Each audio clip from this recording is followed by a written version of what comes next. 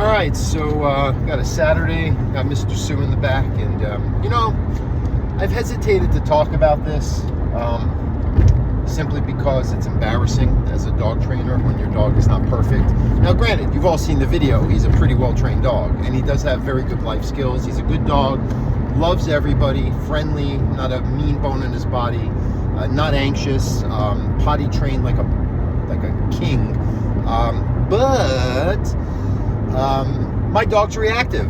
Now, not the classic, definition of reactive, meaning that when he sees another dog, he gets agitated, he gets, he barks, pulls, lunges. Nothing like that. But to say that under certain circumstances, when we're walking in the neighborhood and I have him, he's not even on a heel or just loose leash walking, and he sees another dog, does he not vocalize his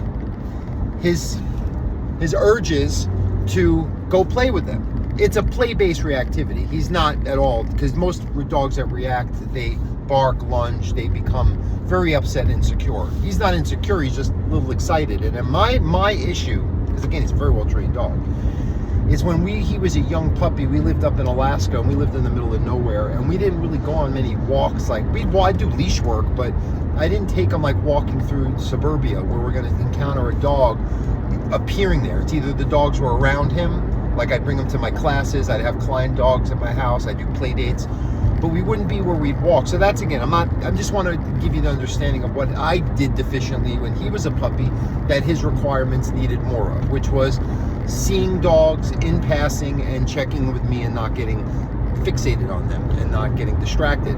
I also think I have to find more outlets for him to play with other dogs, because there's only so much that you can train a dog not to do, curb or correct or reward for the right behaviors, because it's not fair, and it's so pent up. I can't deny him that. And it'll help what I want, which is the dog to not embarrass me. No one knows I'm a dog trainer in my neighborhood. Maybe they have something if they see the shirt on. It doesn't even look like a paw, but maybe they think that I'm like I work for like a Bible supply company or something. I don't know. Anyway, probably not in Los Angeles. Yeah, and I don't like it. I don't like that I'm trying to make dogs listen to their best ability, and my dog has something that he can improve on. Now, not to say I'm not working on it, and it is better than it was. I don't want to say like it's something I'm struggling with.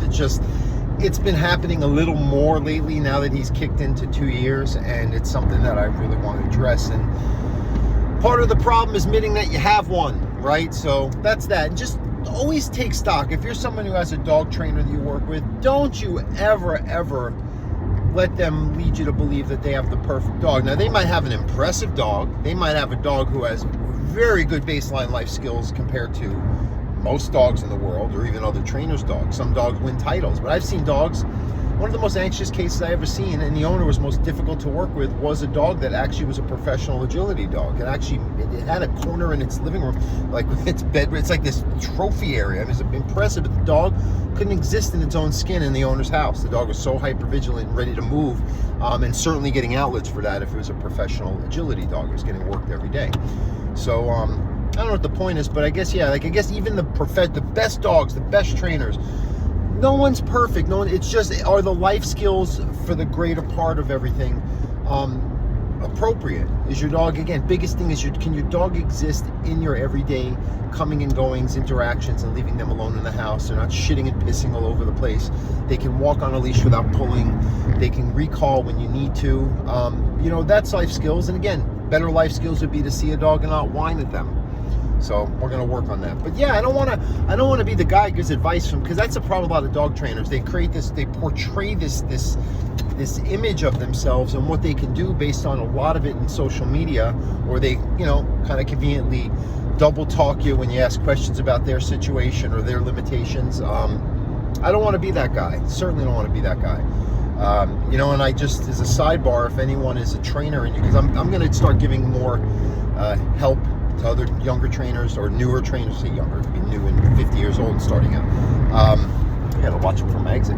I want to be able to just be, honest and tell people via the mistakes I made. Of course, clients of mine, I wouldn't want them listening to me if I didn't have a certain level of humility and self-awareness of my dog situation and just myself as a human. I can't come to someone's house, tell them what to do without doing a little telling myself what to do, and some improving my potentials in life. So I'll leave it at that. Have a good weekend. Work your dog, exercise your dog, get out there with your dog.